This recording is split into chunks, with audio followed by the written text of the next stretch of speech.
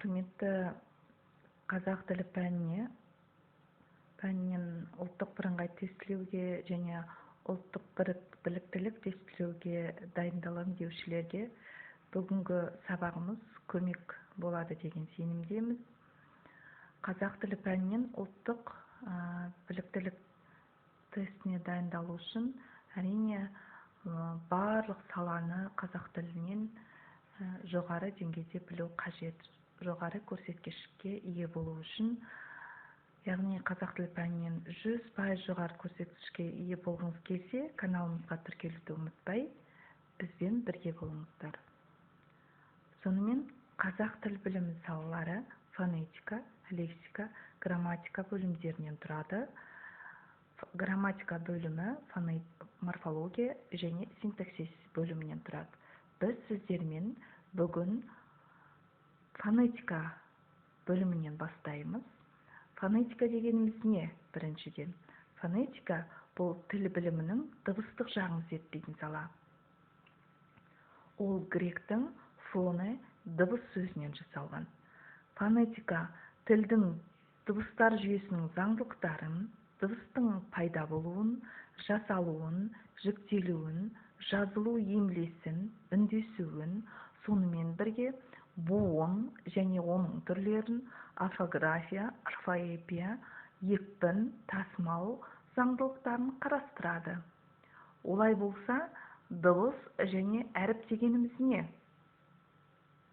Қалай ойлаймыз? Яғни, дыбыс пен әріптің айырмашылығы бар ма? Дыбыс бұл сөйлеу мүшелері арқылы жасалған физикалық құбылыс болса, мысалы, А дегенде бұл жазудағы таңбаны көріп тұрған жоқпыз. Яғни, сөйлеу мүшелері арқылы жасалып тұрған физикалық құбылыс.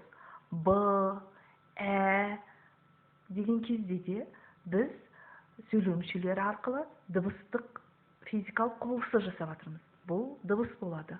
Ал әріп дегеніміз не? Бұл әріп тіл дыбыстарын жазудағы таңбасы. А деген сөзді, мысалы, дыбысты біз жазада аламыз. А деп жазуымызға болады. Олай болатын болса, оны әріп деп атаймыз. Яғни жалпы қазақ тілінде 42 әріп, 37 дыбыс бар. Ал енді сіздерге сұрақ, қалай ойлайсыздар? Әліпби бойынша әріп неге әріп дыбыстардан көбірек, ал дыбыс одан аз? Яғни 42 әріп, 37 дыбыс. Дұрыс айтасыздар. Яғни кейбір әріптердің дыбысы болмайды. Мысалы, жіңішкелік белгі дыбысы жоқ. Жіңішкелік белгіні айтып көріңіздерші, айта аламыз ба? Айта алмаймыз, бұл тек қана сөзге жіңішкелік белгіні көрсетіп тұрады. Айыру белгісі, ол жерде де дыбыс жоқ. Және де сонымен қатар я, ю, йо. Менде компьютерде йо дыбысы шықпады, сондықтан е деп тұр, бірақ бұл йо дыбысы. Яғни йо дыбысы, я, ю, йо дыбысы дегенде қосарлы дыбыс шығады. Яғни оны біз дифтонг деп атамыз. Мысалы, жеке дыбыс болып, бұлар саналмайды. Я дыбысы, я деп айтқан кезде, я деп дыбысты айтқан кезде, и а болып естіледі. И а. Ю болған кезде, и у екі дыбыс естіліп тұр. Йо болған кезде, и о болып естіліп тұр. Олай болатын болса, сондық қазақ тілінде 42 әріп, 37 дыбыс бар. Сонымен дыбыстардың жіктелуіне келейік. Дыбыстар, дауысты дыбыстар және дауыссыз дыбыстар болып екі түрге бөлінеді. Дауысты дыбыстар дегеніміз не? Дауысты дыбыстар айтылу кезінде өкпеден шыққан ауаның ешбір кедергісіз еркін шығуынан жасалған дыбыстарды айтамыз. Дауысты дыбыстар 12. А, Ә, О, Ö, Е, Э, И, О, Ö, У. Сіздерге жаттауға оңай болу үшін ұқсас әріптерді қатар қойып жаздық. А, Ә, О, Ү, Е, И дыбысталуы ұқсас. У, О, Ү, яғни 12 дауысты дыбыс бар. Ал дауыссыз дыбыс ше? Дауыссыз дыбыстар 25. Бұл жерде дауыссыз дыбыстарда У дыбысы дауыстыға да, дауыссызға да жатады. Сондықтан осыны біз білуіміз қажет. Егерде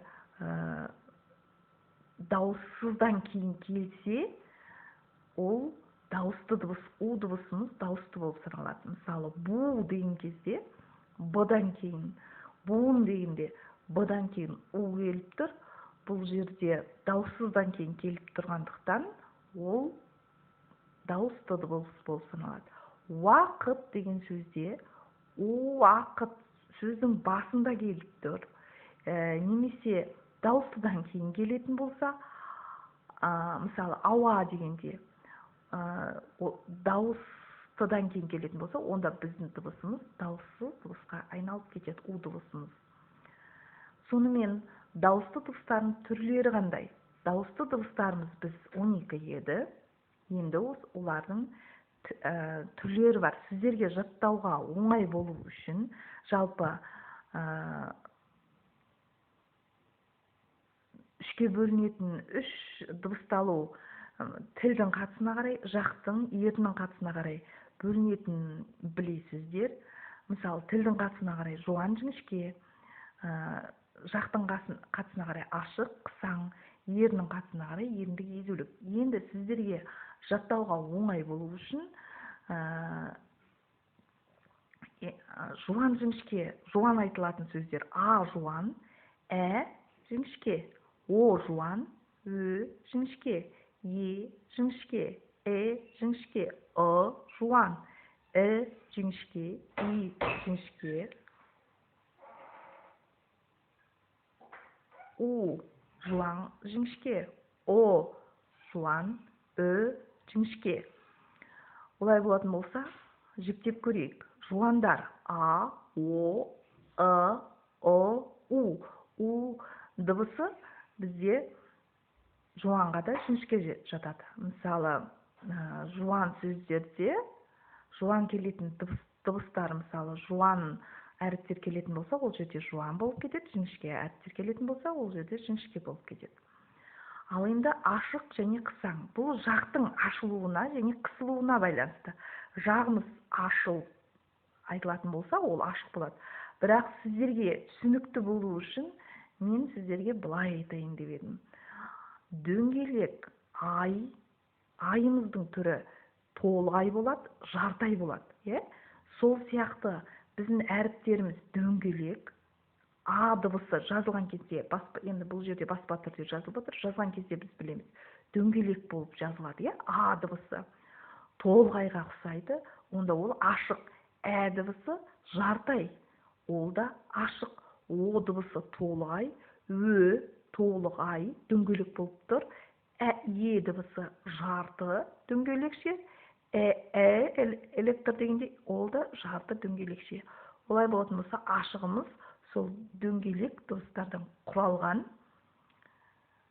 Жақтың ашылуына қарай ғой негізгі ережесі. Бірақ сіздерге жаттауға оңай болу үшін сіздерге осылай түсіндіріп жатырмын. Және де қалғаны қысаң болады. И, У, О, Ö. Ал енді еріндік және езулік дыбыстар езудің қатысына қарай. Еріндік, ерініміз алға қарай сүйрелейін деп айтылатын болса, О айтып көрейікші. О, ерініміз. А өзгешелік бар ма? Езу тартып жатырмыз, А дегенде. О дегенде ерінімізді жиырылып жатыр. О, Ö, О, Ö, У айтып көрейік. Дұрыс. Енді езу. А, И. Бұлар езулік болады. Оңай жаттайды деген сенімдемін. Олай болатын болса, дыбыстық талдау жасап көрейік. Дыбыстық талдауды міндетті түрде жасаңыздар, өздеріңіз жақсы есте сақтау үшін. Оқушы деген сөзде бізде қазір дауысты дыбыстарды өтіп жатқандықтан тек дауысты дыбыстарды талдаймыз. 3 дауысты дыбыс бар. О дауысты дыбыс. Енді дауысты дыбыстың түрлеріне о, жуан, ашық, дөңгелекше болып тұр, сондықтан ашық, еріндік, о, ерініміз алға қарай сүйрелген тұр, олай болатын болса, ол еріндік. У дыбысы. Оқушы дегенде у дыбысымыз жуанға да және жіңішке де келеді дедік. Бұл жерде оқу дегенде, оқушы дегенде жуан сөзде болып тұрғандықтан бұл жуанға жатады. Жуан, қысаң, дөңгелекше емес, сондықтан бұл қысаң болады, жағымыз қысылып тұр. Еріндік, у, дыбысы дауысты. Жуан, қысаң, дөңгелекше емес. Және езулік, еріндік емес. Езу тартып жатыр айтқан кезде, деген кезде. Дұрыс. Осылайша сіздерде 10 сөзге дыбыстық талдау жасап көріңіздер. Сонда біз дауысты дыбыстарды өте жақсы есте сақтайтын боламыз. Келесі дауыссыз дыбыстардың түрлері.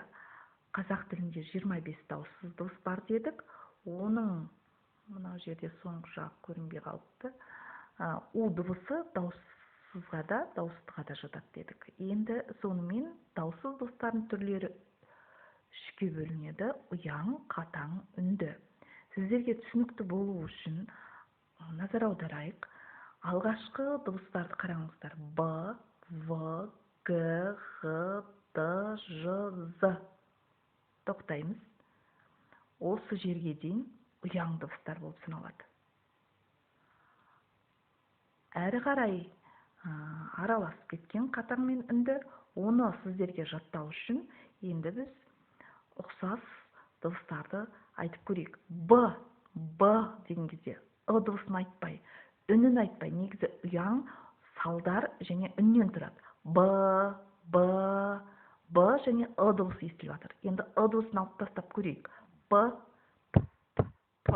болып естіліп жатыр. Б-ға ұқсас П дыбысы, ол қатаң, тек қана салдардан тұрады. В дыбысы, В, еркін айтып жатырмыз, салдар. Және үн, В, оны үнін алып тастаймыз. В, Б, В, Г, К, Г, Қ, Д, Т, Д, Т, Ж, Ш, З, Ч. Осы жерге дейін жаттау оңай, және Х дыбысы. Осылайша қатаң мен ұяңды оңай жаттап алуымызға болады. Енді үнді тек қана үннен тұратын р, л, и, у, н, дыбысы. Енді сіздерге жаттауға оңай болу үшін аюларымның деген сөзге назар аударсақ, негізінде аюларымның дегенде ю болады. Енді біз үнді дыбысын жаттауға оңай сөз болғандықтан, оңай жаттау үшін мен и, у деп алып отырмын. Өйткені бұл осы аюларымның деген сөзді жаттап алсақ, осы дыбыстың ішіндегі барлық дауыссыз дыбыстар біздің үнді дауыссыз дыбысымызға жатады. А, ол белгілі дауысты дыбыс, оны айтпаймыз. И бар, қысқа.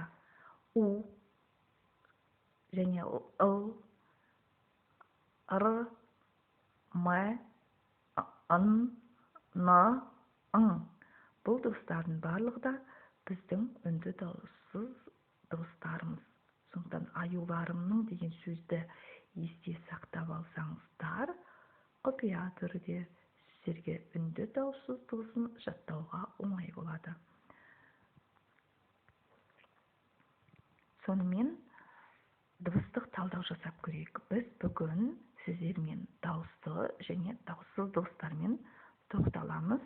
Келесі сабағымызда фонетиканың келесі бөлімдерін қарастыратын боламыз. Сонымен өздеріңіз дыбыстық талдау жасап көріңіздер. Мысалы, бір сөзге оқушы сөзінде 3 дауысты дыбыс, 2 дауыссыз дыбыс бар. О дыбысы дауысты жуан, ашық, еріндік. Қ дыбысы дауыссыз, қатаң. У дыбысы дауысты жуан, қысаң, еріндік. Ш дыбысы дауыссыз, қатаң. Дыбысы дауысты, жуан, қысаң, езулік. Сіздер комментарийге немесе дәптеріңізге 10 сөз, тіпті 20 сөздерге, 30 сөзге талдау жасайтын болсаңыздар, дауысты, дауыссыз дыбыстарды жақсы есте сақтай аласыздар.